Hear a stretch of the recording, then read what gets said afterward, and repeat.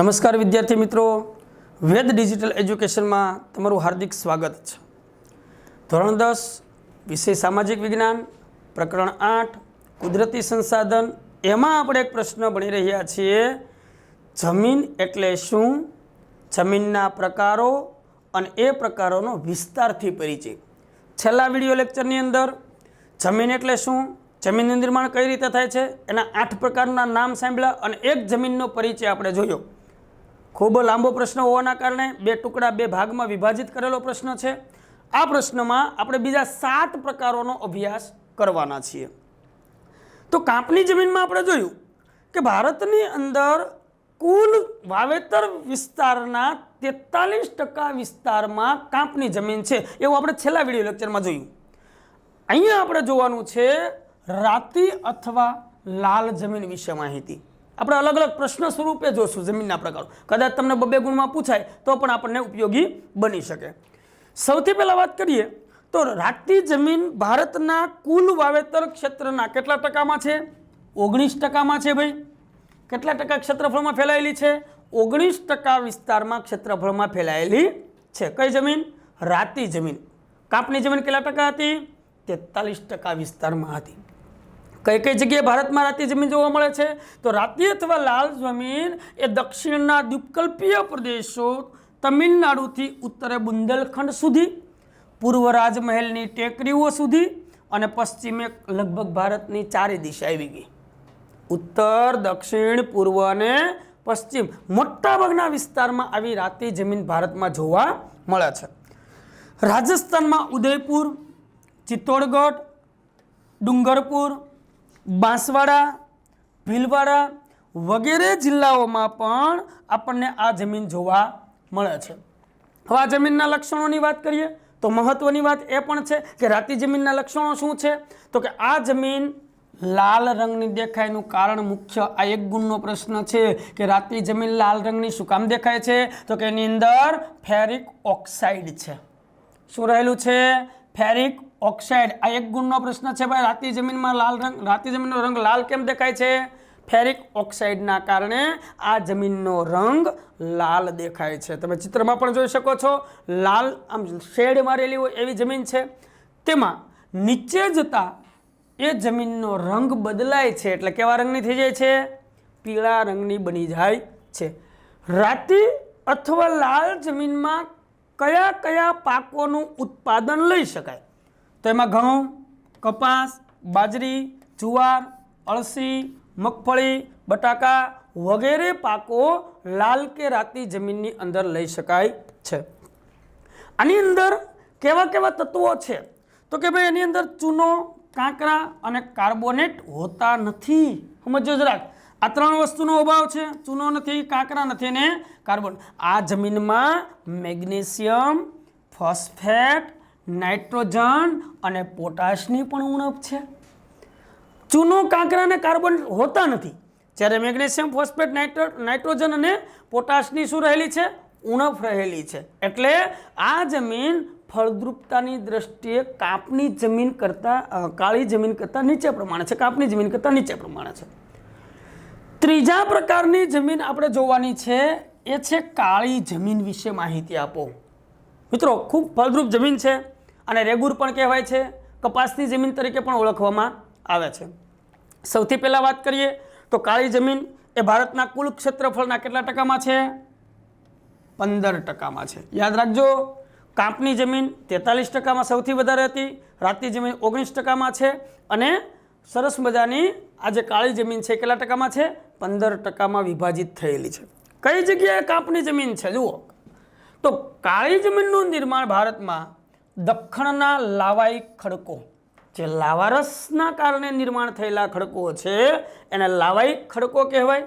આબોહવાએ મુખ્ય ભાગ ભજવ્યો છે। લાવાઈ ખડકો અને આબોહવાના કારણે આ જમીન છે એ કેવા પ્રકારની છે? કાળાશ ઉપર જોવા મળે છે। ખાસ જોઈએ, કાળી જમીન દક્ષિણ ભારતના ઉચ્ચ પ્રદેશમાં મહારાષ્ટ્ર, પશ્ચિમ મધ્યપ્રદેશ, આંધ્રપ્રદેશ, કર્ણાટક અને કેરળના કેટલાક ભાગની અંદર આવી એટલે કે કાળી જમીન આપણને જોવા મળે છે। સિવાય ગુજરાત રાજ્યની અંદર કેટલાક જિલ્લાઓ જેવા કે સુરત, ભરૂચ, નર્મદા, વડોદરા, તાપી અને ડાંગ વગેરે જિલ્લામાં કાળી જમીન આવેલી છે. કાળી જમીન ભારતના મોટાભાગના પ્રદેશોની અંદર જોવા મળે છે. કુલ વાવેતર ક્ષેત્રના 15% વિસ્તારમાં છે, જેની અંદર ઘણા બધા તત્વો રહેલા, પોષક તત્વો રહેલા છે. એના કેટલાક લક્ષણોની વાત કરીએ તો સૌથી પહેલાં પોષક તત્વોની વાત કરીશું. તો આ જમીનમાં લોહ, ચૂનો, કેલ્શિયમ, પોટાશ, એલ્યુમિનિયમ અને મેગ્નેશિયમ કાર્બોનેટનું પ્રમાણ વધારે છે. જોજો ભાઈ, મોટાભાગના પોષક તત્વો આવી ગયા. લોહ, ચૂનો, calcium, potash, aluminium, magnesium carbonate વગેરેનું પ્રમાણ વધારે જોવા મળે છે. ફળદ્રુપ છે, સાથે સાથે ચીકણી હોય છે. લાંબા સમય સુધી ભેજનો સંગ્રહ કરવાની ક્ષમતા ધરાવે છે. ફરી એકવાર જોઈએ તો ફળદ્રુપ અને ચીકણી છે, લાંબા સમય સુધી ભેજનો સંગ્રહ કરી શકે એવી છે. ભેજ સુકાય ત્યારે એમાં તિરાડો અથવા તો મોટી ફાંટ પડે છે, એ પણ એનું લક્ષણ ગણી શકાય. અને આ જમીનની અંદર કપાસ, અળસી, સરસવ, મગફળી, તમાકુ તેમજ અડદ જેવા અલગ અલગ કઠોળના પાકો લઈ શકીએ છીએ. ફરી એકવાર જોઈએ તો સૌથી વધારે ઉત્પાદન કપાસનું થાય છે. શેનું થાય છે ભાઈ? કપાસનું. કેમ? તો કે કપાસના ઉત્પાદન વધારે કરવા માટે કાળી જમીન ખૂબ મહત્વની છે. એટલે કપાસનું ઉત્પાદન વધારે થતું હોવાના કારણે આ જમીનને શું કહેવામાં આવે છે? કાળી જમીન, કપાસની જમીન. અને રેગુરના નામથી પણ ઓળખવામાં આવે છે. રેગુરના નામથી પણ ઓળખવામાં આવે છે. એક આગળનો પ્રકાર જોઈએ, લેટેરાઇટ જમીન, જેને આપણે પડખાવ જમીનના નામથી પણ ઓળખીએ છીએ. મોટાભાગે લેટર શબ્દ, ઇંગ્લિશ શબ્દ, લેટિન ભાષાનો શબ્દ છે આ લેટર, અને એનો મતલબ થાય છે ઈંટ. લેટર એટલે કે ઈંટ પરથી એનું નામ પાડવામાં આવ્યું છે. લેટર એટલે લેટેરાઇટ, લેટિન ભાષાના શબ્દ ઉપરથી. અને વ્યવસ્થિત જરાક જોઈ લઈએ કે લેટેરાઇટ જમીનનું નામ લેટિન ભાષાના શબ્દ લેટર એટલે કે ઈંટ પરથી પાડવામાં આવ્યું છે. ભારતમાં આ જમીન દક્ષિણ ભારતના ઉચ્ચ પ્રદેશના ઊંચાઈવાળા ભાગોની અંદર, ખાસ કરીને દક્ષિણ ભારતમાં જોવા મળે લેટેરાઇટ જમીન, જ્યાં વરસાદનું પ્રમાણ પણ સારા પ્રમાણમાં છે. ત્યાં એના લક્ષણો જોઈએ તો એનો લાલ રંગ એની અંદર આયર્ન ઓક્સાઇડના કારણે રહેલો છે, આભારી છે. લાલ રંગ દેખાય છે બહેનો, એનું મહત્વનું કારણ શું? એક ગુણનો પ્રશ્ન છે કે ભાઈ લેટેરાઇટ જમીનનો રંગ લાલ શાથી છે? તો એનો મતલબ એવો થાય છે કે આયર્ન ઓક્સાઇડ હોવાના કારણે આ લાલ રંગની દેખાય છે. આ જમીનનું નિર્માણ સૂકી અને ભેજવાળી આબોહવાના પરિવર્તનથી, સૂકી આબોહવા અને ભેજવાળી આબોહવાના પરિવર્તન અને સિલિકામય પદાર્થના ઘસારણ. સિલિકામય પદાર્થ એટલે કે એક પ્રકારની આ રેતી છે, અને એના ઘસારણથી આ લેટેરાઇટ જમીનનું નિર્માણ થયું છે.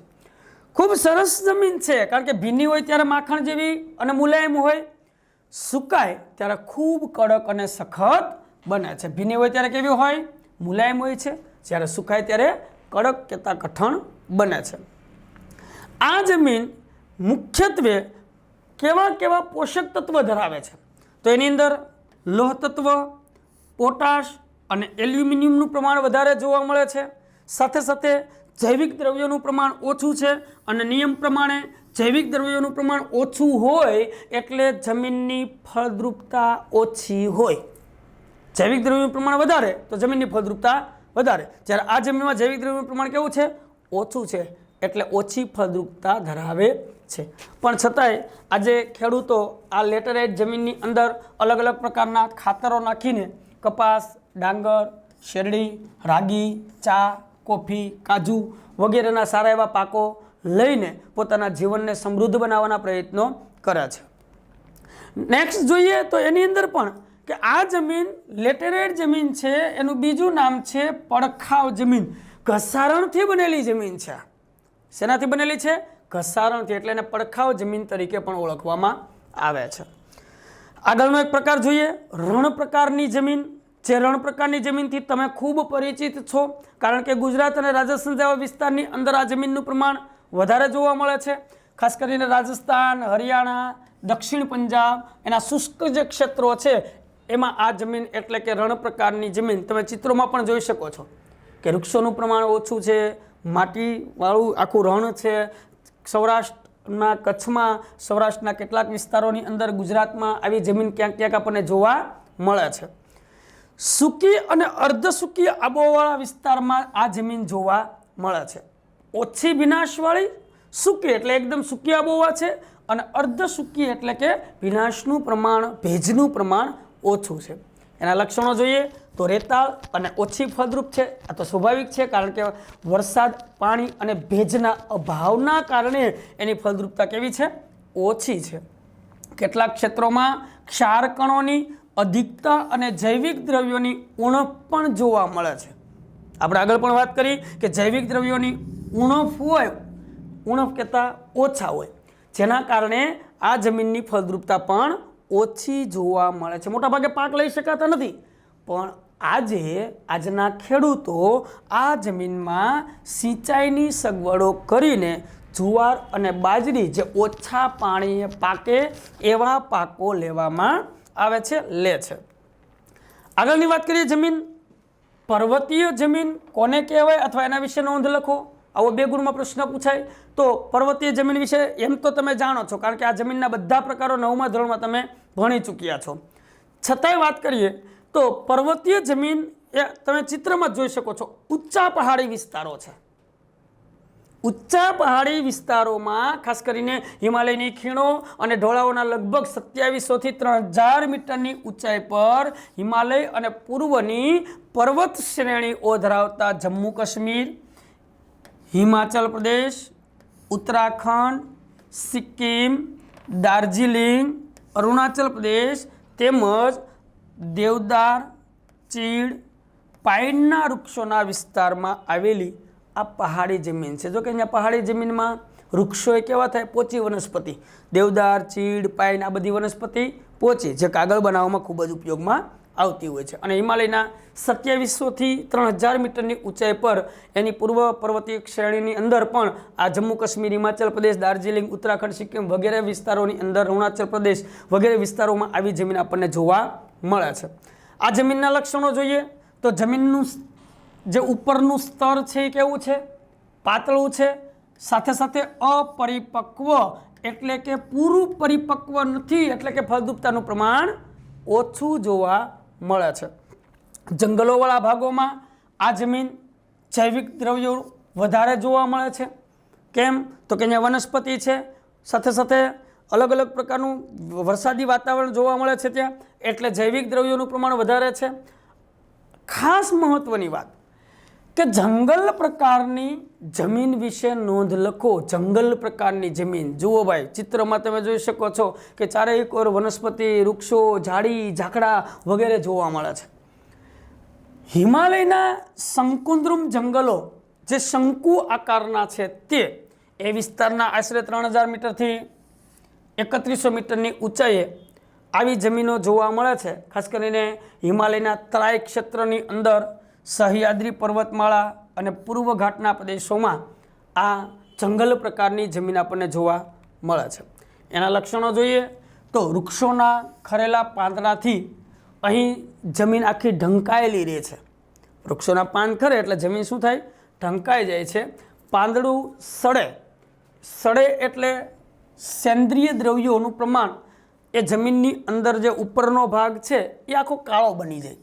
એનું કારણ શું આપ્યું જુઓ તમે કે પાંદડા સડવાથી સેન્દ્રિય દ્રવ્યોનું પ્રમાણ વધતા જમીનનો ઉપરનો ભાગ કેવો થઈ જાય છે?